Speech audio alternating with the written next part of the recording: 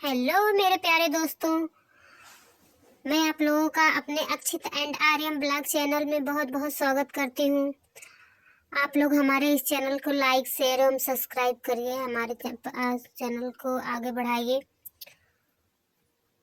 मैं अपने इस चैनल में बाल निर्माण की कहानी आप लोगों को बता रही हूँ, जिसमें आज का शीर्षक है, आज की कहानी का शीर्षक विजेता है।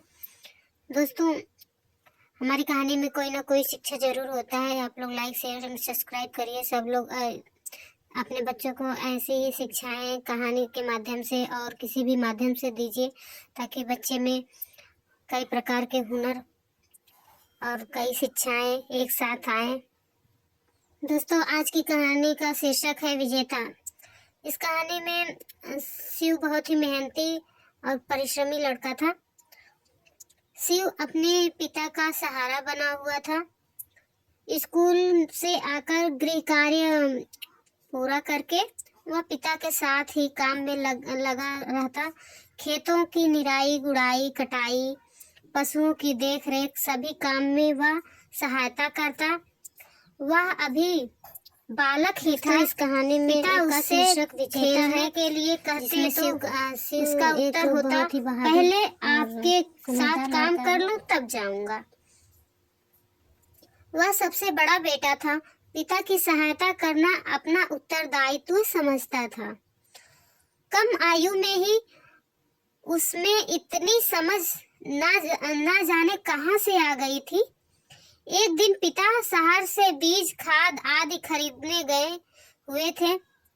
शाम के समय था। शिव बहुत देर तक खेत पर बैठा अपने उससे पानी की व्यवस्था करता रहा। उसमें पानी की व्यवस्था कर रहा था। तब पानी लग चुका तो तब वह ट्यूबवेल का स्विच बंद करने गया। जल्दी में उसने भीगे हाथ से जैसे ही उसे बंद किया, शिव की चीख निकल गई। उसका हाथ तार में लग गया था। उसे करंट प्रवाहित होने लगा। उसको लाइट मार दी थी। शिव अपने वही बेहोश हो गया। शोर सुनकर पड़ोसी किसान दौड़ा चला आया। उसने रबड़ की चप्पल पहनकर डंडे से तुरंत शिव की बिजली से अलग किया। थोड़ी देर में शिव के पिताजी और कुछ दूसरे व्यक्ति भी वहां उपस्थित हो गए थे। वे तुरंत मुखिया की गाड़ी मांग कर लाए और अब उसमें शिव को डालकर तुरंत ही शहर ले गए। शहर के अस्पताल में शिव को भर्ती किया गया। कुछ समय बाद शिव को होश आया तुरंत, परंतु उसकी बांह बेकार हो गई थी। डॉक्टरों ने 4-5 दिन तो इंतजार किया, परंतु फिर पता चला कि उसकी ठीक होने की कोई संभावना नहीं, उल्टे उसमें गलन उत्पन्न हो गई है। यदि बांह को न काटा गया तो पूरे शरीर में सेप्टिक फैल जाएगा। शिव के पिता को आखिर बांह कटाने की अनुमति देनी पड़ी। जिस दिन कटी बांह लेकर शिव घर आया, उसे लगा कि उसके शरीर की पूरी शक्ति ही कहीं चली गई है। वह हताश उदास अपनी बांह को देखता रहा। खाना पीना सब कुछ छूट गया। पिता से वह यह देखा ना गया। एक दिन उसने शिव को समझाया, बेटे, इस तरह निराश होने से क्या लाभ? या तो सोचो कि कितना अच्छा हुआ कि तुम बच गए। बीच में ही शिव झुझलाते हुए बोला, मर जाता तो ज्यादा अच्छा रहता। उसकी आंखों से आंसुओं की धारा बह रही थी। वह सिसकते हुए कह रहा था, अब मैं आपके साथ खेत में भी काम न कर पाऊंगा। पिता ने उसके सिर थपथपाते हुए कहा, बेटा, खेत का काम करने के लिए मैं तो अकेला ही काफी हूँ। तुम तो अब पूरा मन लगा के पढ़ाई करो। तुम खूब मन लगा के पढ़ो लिखो। अब यही मेरी इच्छा है। 2-3 दिन बाद शिव स्कूल जा पाया था। 2-3 महीने बाद शिव स्कूल गया था। मास्टर जी ने उसे बड़ी सहानुभूति से समझाया था। कुछ लड़के भी उसके साथ सहानुभूति रखते थे, परंतु 4-5 महीने बाद ही कुछ उद्दंड और शरारती लड़के शिव को लूला कहकर चिढ़ाने लगे। ये वे थे जिन्हें वह कभी पढ़ाई में तो कभी खेल में हरा चुका था। शिव अभी भी पहले की भांति खेल के मैदान में जाता, परंतु वह एक कोने में उदास खड़ा रहता। पहले की भांति वह खेल में भाग न ले पाता था। ये लड़के उसे चिढ़ाकर भागते। वह मन ही मन कट कर रह जाता। बात यहीं तक सीमित ना थी। उद्दंड लड़के उसे अपंग और असहाय समझकर जब तब पिटाई भी कर दिया करते। एक दिन शिव खेल के मैदान में एक पेड़ के नीचे बैठा फूट फूट कर रो रहा था। वह सोच रहा था कि कल से स्कूल नहीं आएगा, इतना अपमान उससे सहा नहीं जाता। तभी वहां से निकलकर मास्टर साहब की दृष्टि उस पर पड़ी। वह बोले, अरे क्या हुआ तुम्हें, तुम यहाँ कैसे? शिव ने रोते रोते सारी बात बताई। मास्टर जी समझाने लगे, देखो बेटा, तुम पढ़ाई छोड़ भी दोगे तो क्या तुम्हें ये लोग चिढ़ाना बंद कर देंगे? तुम्हें चिढ़ाने वाले ये लोग मूर्ख हैं। जीवन में हर मोड़ पर या कहीं न कहीं तुम्हें मिल ही जाएंगे। ऐसे व्यक्तियों की बकवास से क्या तुम अपने जीवन का रास्ता बदल दोगे? क्या तुम्हारा उन्हें यह सही उत्तर होगा? नहीं, कदापि नहीं। मास्टर जी की बात सुनकर शिव अपने आंसू पोंछने लगा। वह बड़े ध्यान से उनकी बात सुन रहा था। वे कह रहे थे, आंसू पोंछ डालो, अपने अंदर छिपी शक्ति पहचानो। शक्ति हाथ में नहीं है, शक्ति तुम्हारे मन में है। दृढ़ संकल्प बल से बढ़ो, सफलता मिलेगी। मास्टर जी, क्या मैं खेल सकता हूँ? शिव ने पूछा। हाँ, क्यों नहीं।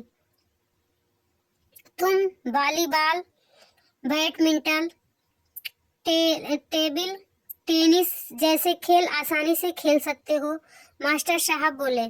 मास्टर साहब की बात सुनकर शिव के मन पर गहराई से असर पड़ा। वह बार बार दोहराता, शक्ति हाथ में नहीं मन में है, शक्ति हाथ में नहीं मन में है।